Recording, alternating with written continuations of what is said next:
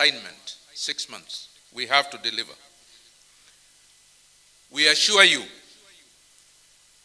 that the Working Party is fully committed to deliver on their assignment, and we will do that through open public participation, focused stakeholder engagement and consultations, and most important also, continuous engagements with experts in the education sector. To my distinguished colleagues in the Presidential Working Party, we have been called upon to collectively and individually invest our emotional and intellectual capacity to deliver on this very major assignment. This noble task of serving the country through the Working Party calls for sacrifice of our time and commitment, especially with respect to the time constraints that we have been given. Let me call upon you and upon us, all of us, that we should approach this task with open mind. We should have listening ear. We should have empathy in our hearts as we engage the public and the stakeholders of diverse backgrounds, so that whatever recommendations we deliver will be jointly and collectively owned by all parties. I also challenge ourselves as a team to remain objective in the course of our work, and let us uphold honesty, integrity, confidentiality as we discharge our responsibility under this assignment, because it's a major assignment. Our appointment comes at a time when the country is implementing competence-based curriculum. Consequently, we should benefit from the findings of previous presidential working commissions, task forces, and so on, which Abdi has taken us through. So we are not beginning from zero. There is data, there is information, there is evidence that is available, which as a team we can begin with. We will therefore need to consult the reports of the previous teams, as well as any policy papers and reports by various agencies in the sector. And allow me really to call upon the respective agencies that are represented here in the ministry, the chairman of the boards and so on, and CEOs, for their full support and to enable the Working Party deliver on its mandate within the given time. So we will approach you, and really ours is to request you please to engage with us, supply whatever that information that we need so that we can deliver within the time. Your Excellency, in the coming days, we will issue a call for public views, and we will also share a stakeholder engagement program for submissions that shall inform the Working Party in the execution of its mandate. That will be done next week. We want to assure the country that the Working Party plans to visit and to wish God's blessings upon all of you. It is now my pleasure, very distinguished and very humble duty, Max.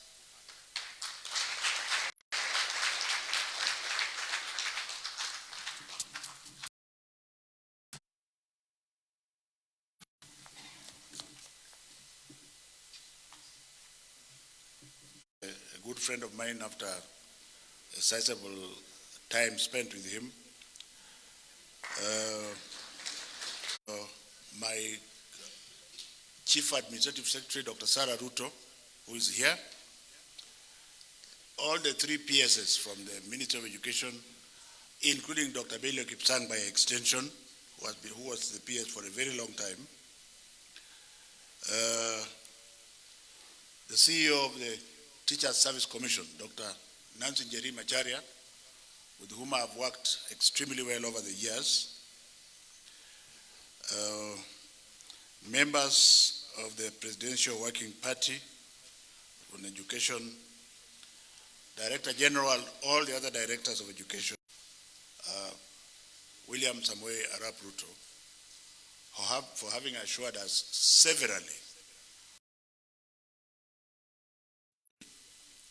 who have engaged in this manner.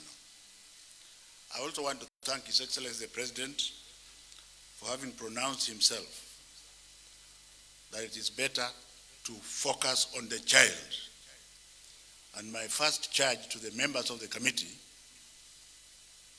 is that for whatever decisions that you are going to make, the constant shall be the child. And if you do so, Your Excellency, this very eminent Presidential Working Party will succeed without prejudice. The second minor point I want to make, and this is with all humility and due respect, and I'm glad that Professor Raphael Munavu and I have a past. He was my Deputy Vice Chancellor in charge of Administration and Finance at the University of Nairobi when I was a firebrand senior lecturer. And he proceeded on to become Vice Chancellor Moi University, and I also proceeded on to become the Vice Chancellor of the University of Nairobi for 10 years. So we have many things in common, and therefore the President's wisdom for appointing Professor Munavu to chair this task force is thoroughly lauded by the Ministry of Education. The reason is this: when you are doing an experiment, you don't start doing an experiment whose answer you already know. And I want to charge, the second charge I'm charging the members of the task, because I know that they are eminent scholars and stakeholders. In order to assist His Excellency the President in doing what he has to do, more specifically with the basic education sector,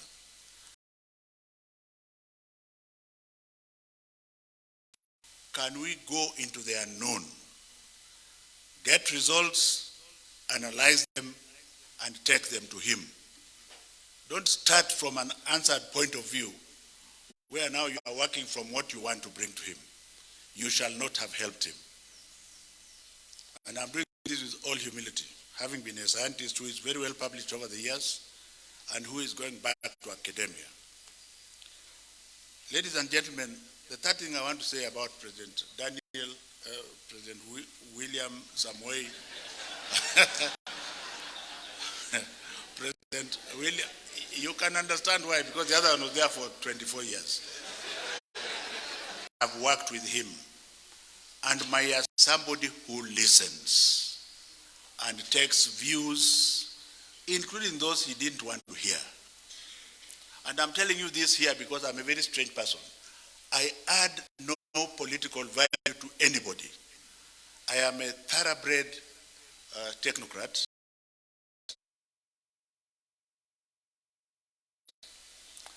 My value is in service and profession. So I'm free to talk the way I talk, because I have no political value to add. I only add the work and the efficiency and the delivery. So since the President is somebody who is going to, and he's also an academic. I was involved with him when he was doing his master's degree,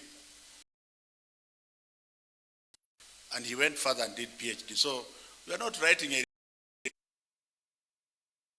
report to somebody who went to Kanyanyaini Primary School. So I would like to encourage you to use your intellectual power, because the brain power, Your Excellency, Deputy President, the brain, if you want your brain to sleep, it will sleep. If you want your brain to think that you can add value to our children, then you will think. So I'm hoping that, I don't want to pronounce myself more than that in the basic education sector, because my sentiments are known, and it is not my intention to repeat them here. But allow me, Your Excellency, to say one or two things about the university sector.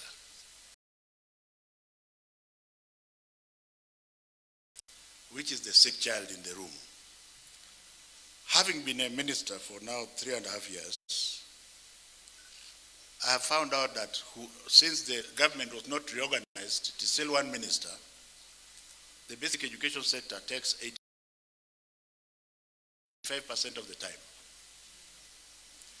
And therefore, university and TVET share the remaining 15%. And that has allowed all Kamaus and Onyangos to be experts in university matters. Even people who don't know anything about universities. So my third charge to this committee is to look at universities without prejudice. Remove the politician, remove the fake experts, because you cannot be an expert if you don't belong to the university system. What is it that is ailing our country? What do we want to remember President Ruto for as far as the university sector is concerned? And I can talk with full authority because this is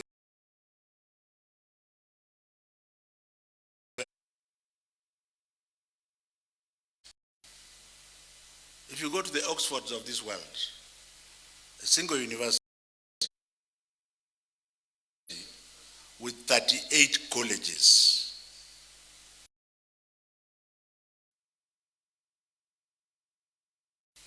Are we together?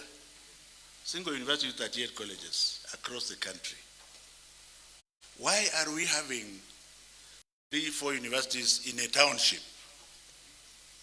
And then you make it by creating other branches in other townships. And everybody is quiet because it is not politically correct. I think His Excellency President William Samoei Ruto has given you the opportunity as the technocrats. They are underfunded. The only university that I know is the University of Nairobi, and my Vice Chancellor is here, Professor Gitai Kiama. Thank you very much. The others are also trying to get there.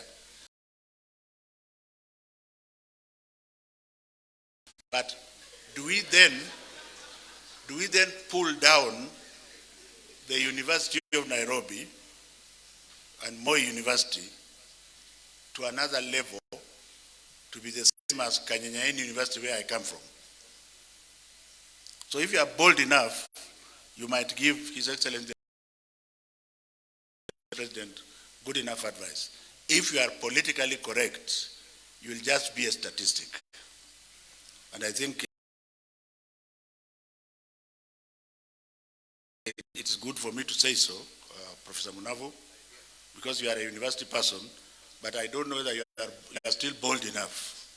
Because what the President wants, as I end, Your Excellency, I have always believed when I was the Vice Chancellor, that my best advisors are idiots, because when the brain is thinking, then you must differ, isn't it? As intellectuals, you must differ. So I think the President has given you an opportunity to reform the university sector. A lot of investment, finally, Your Excellency, has been put in the TVET sector. The last charge as an outgoing minister to this of our people, that success is not by going to the university. What are you going to do? What recommendations are you going to give to government to actualize what they already started anyway, because they expanded the sector and they are giving help loans to the sector, and you are taking me to an area I didn't want to mention, but let me just say that I hope you are not even thinking of combining universities. We should be intelligent enough to know that what government should be doing eventually is providing Kamau and Njoroge from Kanyanyaini with 20 shillings. And Kamau and Njoroge will then say, no, I am going to this university. And we make sure that the Kamau has gone to that university. Because government has already started funding the TVETs with HELP money. So HELP is already bigger than university.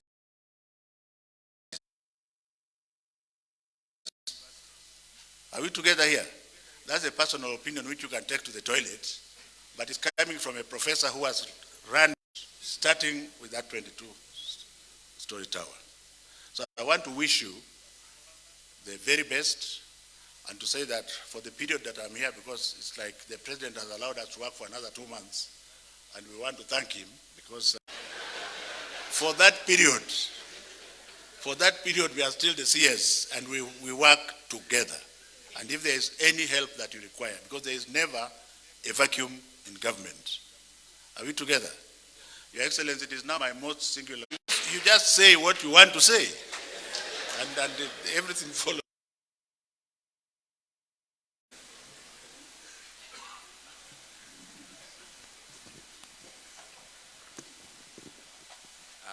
Thank you very much. Please be seated.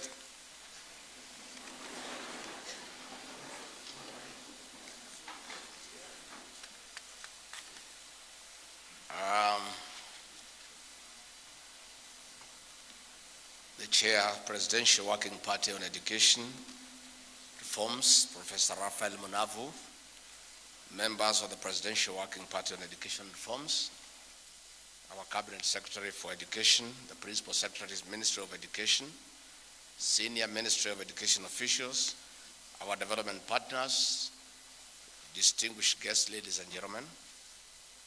It is a great privilege for me to represent His Excellency the President, Dr. William Ruto, in officially launching this Presidential Working Party on educational reforms.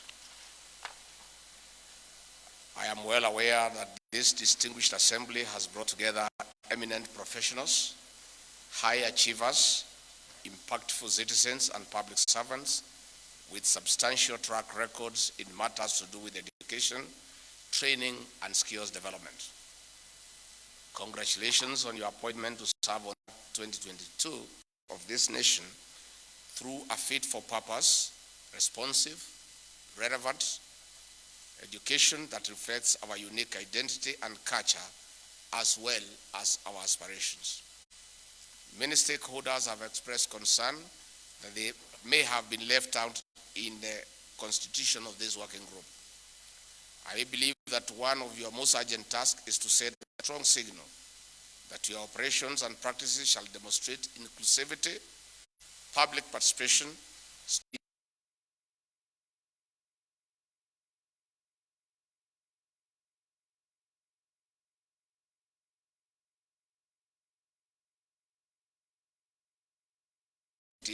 are much anticipated. The competence-based education and training curriculum is intended to resolve the skills mismatch that exists between the TVET Act to guarantee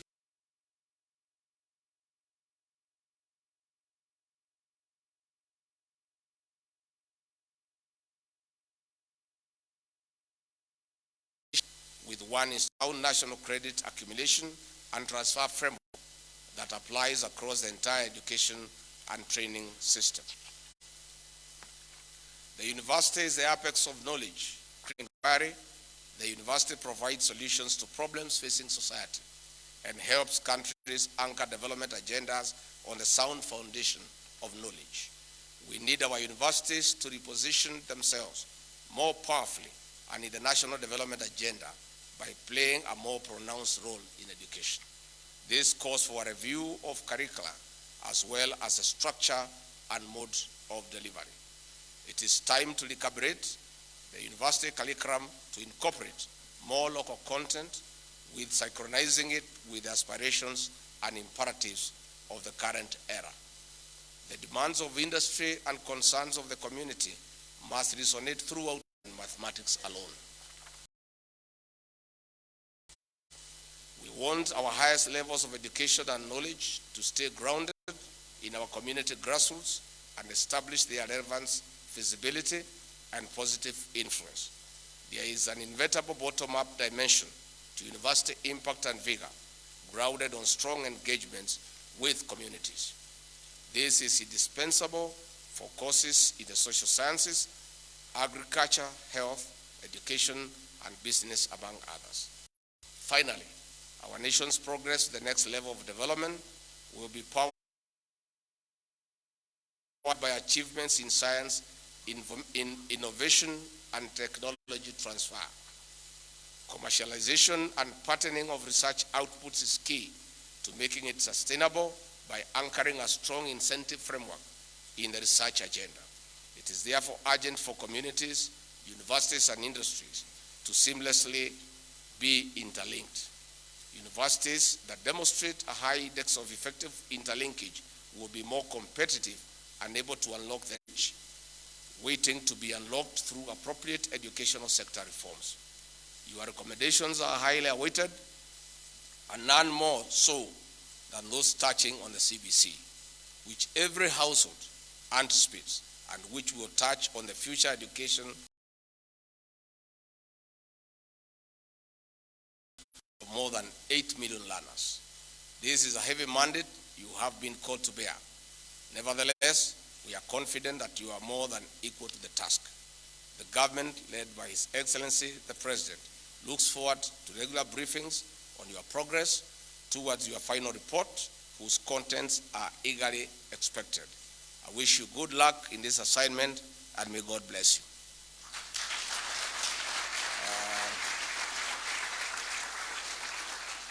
Thank you very much. I just wanted to say, the outgoing CS, we want to thank you for your commitment in assisting to put this team in place. You have a sana, and I want to assure you, we are not in a hurry to get rid of you. Take your time.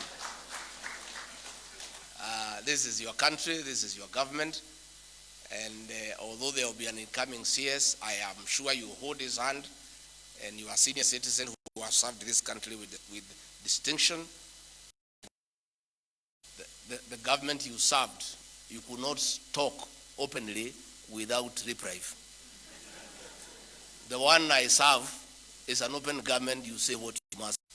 We are not interested in being praised and being told what we want to hear. Please listen to the people of Kenya. Kenyans of all walks of life who know one or two things to enrich our thinking so that we can lead this country to prosperity. I want to assure the educational sector players who are here, let everybody do what you are good at. Let the teachers teach. Don't invite them to help you in politics.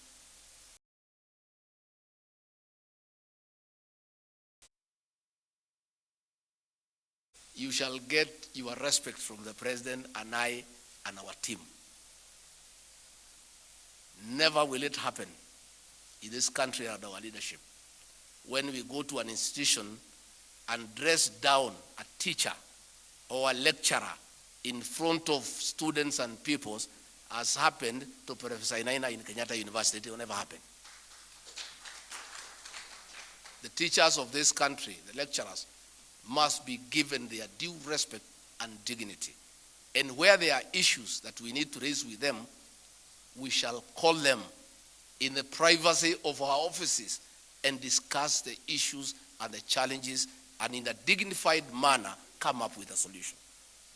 I don't think it is right to lecture, to dress down a teacher in front of his students.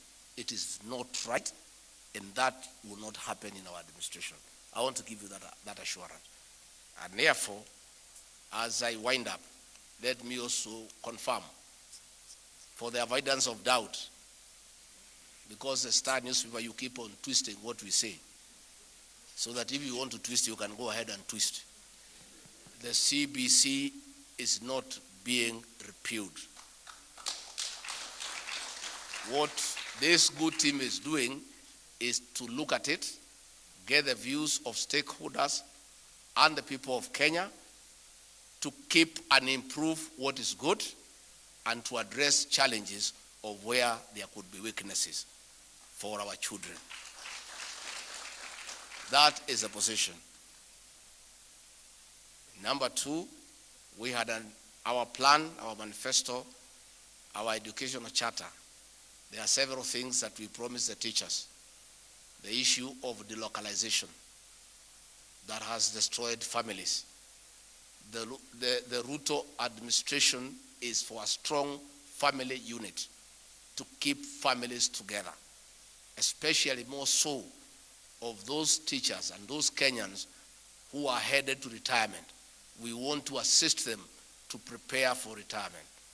We'll be engaging with the TSC next week so that the issue of delocalization is dealt with once and for all, and teachers who are taken to places and their families put in an awkward situation, that matter is addressed so that we build strong family ties for a stronger nation. We also made a promise of employing 116,000 teachers in 2 years. We are having an engagement with the TSC and the Ministry of Education next week to roll out a program on how that will be achieved progressively. Of course, in very difficult circumstances. I said during Inauguration Day, and some Kenyans had an issue that I'm too truthful, and I should not be truthful when they are visitors. But truth is truth, whether they are visitors or whether we are locals. I want to reiterate once more, for the avoidance of doubt, we have inherited a dilapidated economy, and we have work to do to turn around the economy of this country. And we'll be calling upon all of you to bear with us because it is not easy. We are having a big challenge in terms of raising funds for government programs, because all the money we are collecting from Treasury, all of it is going to service public debts and to pay salaries. And therefore, there are many measures that will be taken to address that situation. But I want to give you hope. Last night, the President and I sat with the KRA for 7 hours. We parted at midnight to agree on how we collect more revenue so that we can collect about 3 trillion shillings by the end of the year to be able to fund our current and development budget. So don't give up. All is not lost. Despite the fact that we have a difficult situation, we are working on it and everybody is coming along, and in the fullness of time, we will turn around the economy of this country. First and foremost, in the first 2 years, God willing, to return Kenya where President Mwai Kibaki left us, and progressively turn around the economy to improve the quality of lives and put money in the pocket of everybody, including teachers and educational stakeholders, so that people can improve their quality of life. So mimi nimeshukuru sana. I'm also a product of good education. So when I'm here, I'm very happy. If I did not go to school, I'm not sure I would be here. I would be in a village somewhere called Wamunyoro.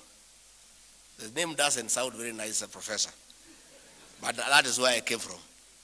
And it is also possible for you to come from an unknown village and go somewhere. Dr. William Ruto was selling chicken. He went to a primary school called Kamagut. He had no shoes. Today he is the President of the Republic of Kenya. Yeah? By 2 things, God's will and good, sound education. So we have a duty as leaders to do everything within our power to give our peoples and our learners a similar environment that we were given by our parents and the government then, so that one day those little children in primary school in standard 2 and 3, one day they can be here as deputy president, they can be state house as president by getting good and quality education. So Professor Munavu, you have a job to do, and I have requested you kindly invite the members of the National Assembly to come and present. The reason why I recommend that you involve the members of the National Assembly is that collectively they have a budget every year of about 42 billion, and 90% of that money goes to education. So it is important that you bring them on board, seek their views, so that when we implement the reforms that you shall recommend to government, the members of the National Assembly and the National Government Constituency Development Fund is part of that intervention. It is good to bring them on board because they control huge amounts of money meant for the educational sector. And if we have synergy with the members of the National Assembly, that whatever recommendations you are making, they are also part of those recommendations. I have no doubt in my mind they will be very happy because they are very passionate about education to put that 40 billion or so to assist us in whatever recommendations you shall come up with. So I really want to wish you well. Please listen to everybody. This country is a democratic country. Everybody has a right to say what you want. Talk to everyone. Talk to the unions. Talk to KEPSHA. Talk to KESHA. Talk to the teachers in primary schools. Talk to people in ECD. Talk to the private schools. Talk to people in special schools. Talk to anybody who cares to say something about education. And I also ask the people of Kenya, please don't stay at home and criticize the recommendations when they are pronounced, yet you are not available to come and say something. Because the people of Kenya have that problem. They stay at the shopping centers and criticize everything there. You know, and yet when they are called to say something, they don't say. But they are the first ones to criticize anything that has been rolled out. I'm inviting all critics, including the press. We also want to hear your views. Don't just sit on Sunday and write columns criticizing what has been proposed. Prepare a paper as the people of the fourth estate and come to this working party and present what you think can help this country in matters of education. So ile wajuaji yote wanajua mambo ya masomo, hii ndio nafasi yenu, mulete hiyo ujuaji iangaliwe na ifanyiwe kazi. Don't just sit there and criticize everything. Is that not what happens? No, I went to a secondary school called Irori outside my home, and we had Harambe there. And it's only women who are there, like 90%, and myself and a few other men who are feeling very intimidated. All the men, and they are the father of the children who are at the shopping center. And because the loudspeakers were very loud, they were there. So ukitoa 20,000 nasema hapana, hiyo ametoa kidogo, kwa nini haongezi? And them, they are at the trading center criticizing every donation, and they are not part of the process. So we want to ask the people of Kenya, please don't be bystanders in this process. Don't wait for the recommendations to be critics. It is time for now. If you have something that you think can help our educational sector, if you have anything you think can be put in the recommendations as our reform process to have a better education system for our children, it is a time for you to come out and say so. Once the system of listening has been shut, you keep quiet forever and don't say anything about it. But you have an opportunity, and I'm sure this team will accord you the opportunity to come and say what you need to say. Kwa hayo mengi, asanteni sana. Mungu awabariki na tunawatakia mema. Thank you very much. All right, thank you very much, Your Excellency. Now let's